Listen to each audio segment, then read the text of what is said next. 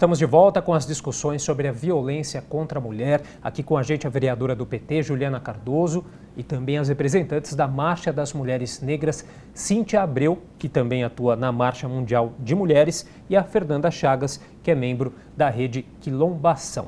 Bom, só para levantar mais um dado aqui, a gente falou com relação à violência contra a mulher negra.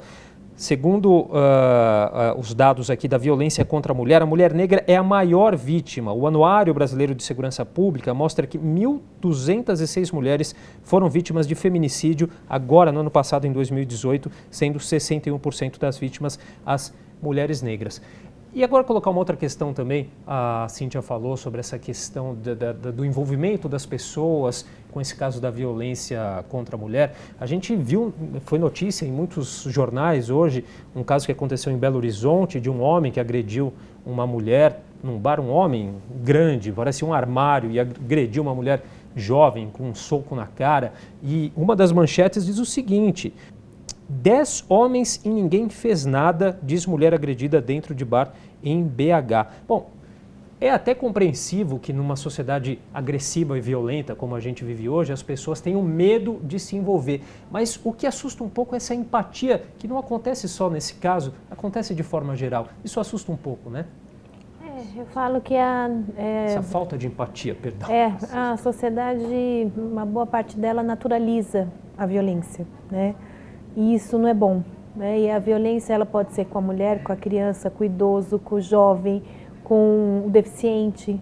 Então, a naturalização disso, ela gera que tá bom, não vou me meter porque senão eu posso me machucar. Sendo que hoje a gente ainda, e nos dados, e principalmente nas estatísticas, como foi colocado, as mulheres negras, sim, são as que sofrem mais violência. Porque ainda fica o preconceito de que a mulher negra é posse, muito mais forte do que a mulher branca, né? Eu acho que dentro disso a gente precisa ainda muito trabalhar dentro das escolas, e por isso que quando passou aqui o Plano Municipal de Educação e a gente não conseguiu incluir no Plano Municipal de Educação a discussão de gênero e a discussão da sexualidade que estavam em um dos projetos, ele era para você poder fazer a prevenção, para as pessoas conseguirem entender que a gente precisa falar na escola, porque é a partir da escola que isso acontece, sobre a violência das mulheres, dos negros, dos índios, ou sobre a naturalização da violência não pode existir.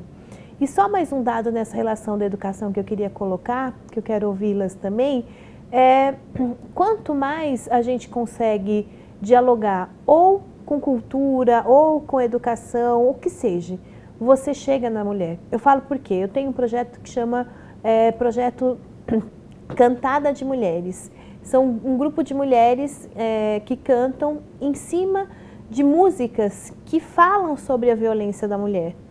Então, eu tive 3 casos que foi muito interessante, que foi, as pessoas foram lá, foram assistir essa atividade, e aí no final, olha assim, Juliana, eu sofro violência e não sabia.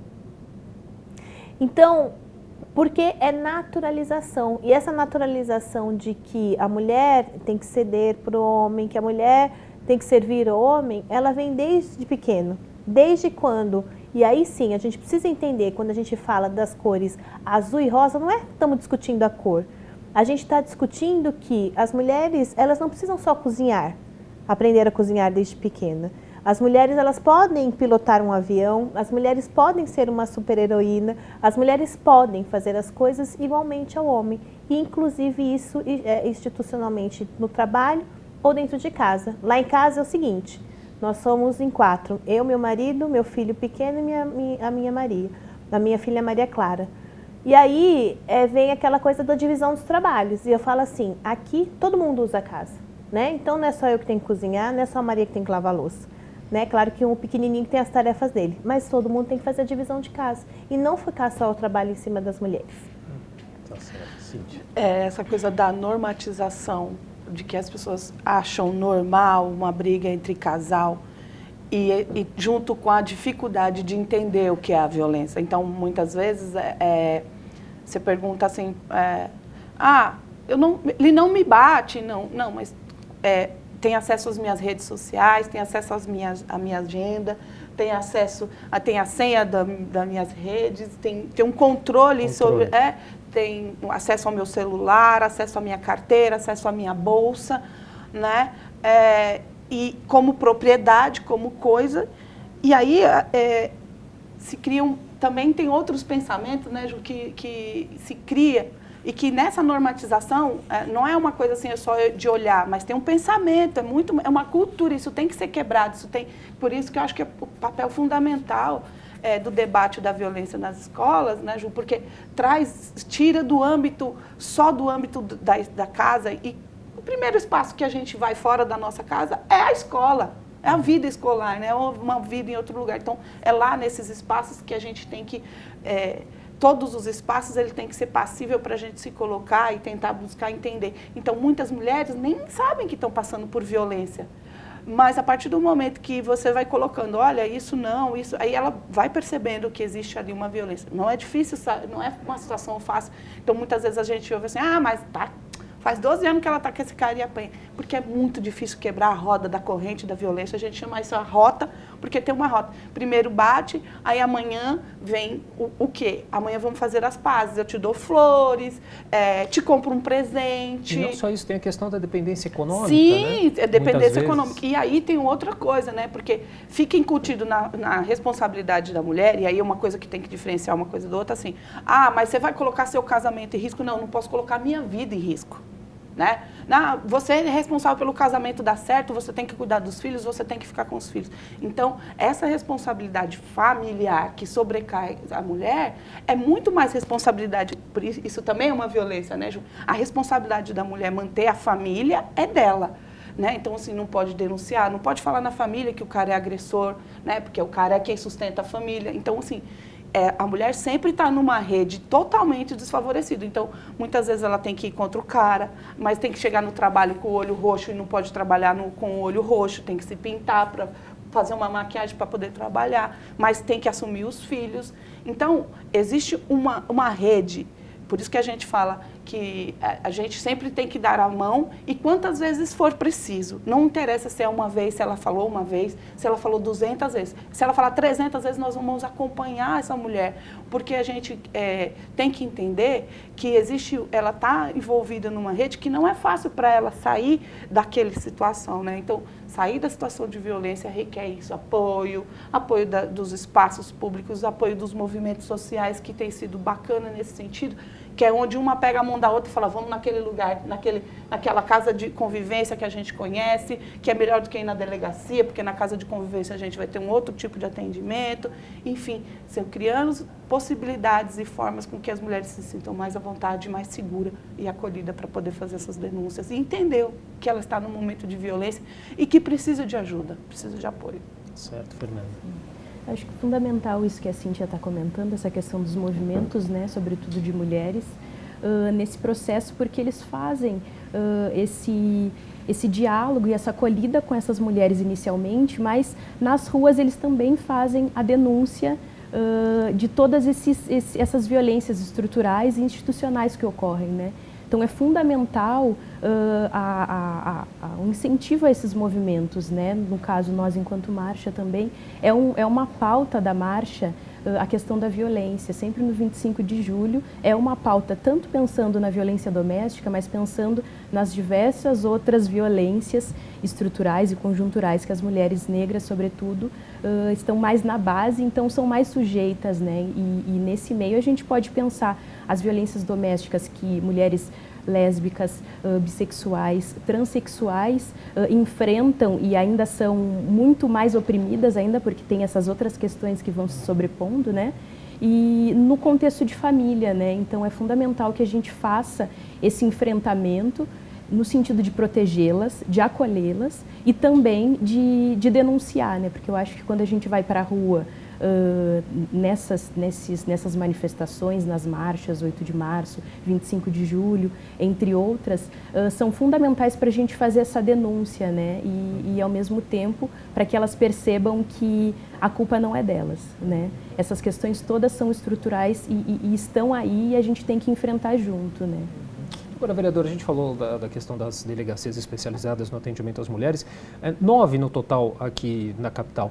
Levando em conta o tamanho da cidade como a nossa, é um número bem longe da realidade adequada. Muito longe. Né? Nós temos 12 milhões de habitantes, né? Então, mais que a metade disso são de mulheres, né? Então, a gente sabe que os locais que você tem, que são vinculados na extrema periferia, é mais gritante o nível de violência, porque você tem uma falta de rede, não só em relação das mulheres, mas uma relação também institucional que vai à questão da criança, do adolescente, enfim. Emprego, trabalho, hoje a gente está, e é bem interessante, assim, porque a gente está falando de uma pesquisa que aparentemente é recente, mas saiu uma deste ano, onde você vê que quando cresce o nível de desemprego, né, cresce a violência doméstica. Por quê? Porque o agressor, né, coloca todos os problemas do mundo em cima das mulheres. E isso é uma reflexão que a gente precisa entender do que a gente está falando. E também, muitas vezes, o agressor não acha que está ali fazendo uma violência contra a mulher. Até porque, se você for enxergar, às vezes, a vida desse agressor, ele também passou por isso, e às vezes exemplos que fala que ele está certo, está tudo bem, está tudo resolvido. Então, a relação da educação, a relação das instituições funcionando bem e tendo orçamento, tendo recurso, tendo RH, né, de formação e informação, a gente vai conseguindo trabalhar essas barreiras.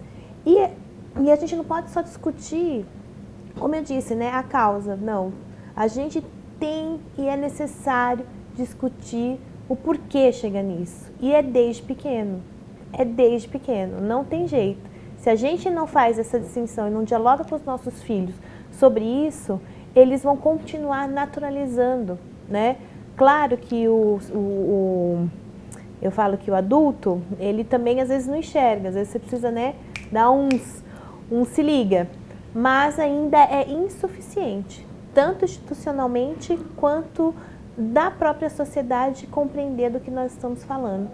E a gente precisa incluir uma relação, que também é um cunho religioso, né? Que muitas vezes a gente tem as religiões que são, que muitas vezes está ali, está enxergando qual é o problema, mas se organiza somente em Deus, que vai resolver o problema e vai dar tudo certo, sem tratar a causa, né? E aí o agressor muitas vezes não é da própria igreja, né? Mas a igreja vai falando, olha, você tem que manter sua família, tem que ter calma, tudo vai dar certo, Deus vai ajudar. E aqui eu não estou dizendo que são as religiões, né, a gente precisa enxergar isso melhor. Sim. Então, enfim, acho que é muita luta e essa semana a gente tem dialogado muito sobre isso e cada vez mais a gente colocando o movimento social na rua, mas ele é extremamente necessário estar na periferia. Em que pese a gente tem uma classe social de classe média alta, de mulheres, né, que também sofrem muita violência física e psicológica. Tá certo. Bom, a gente vai fazer mais um rápido intervalo e daqui a pouco a gente volta para o terceiro e último bloco do programa Decisões e Argumentos. Até já.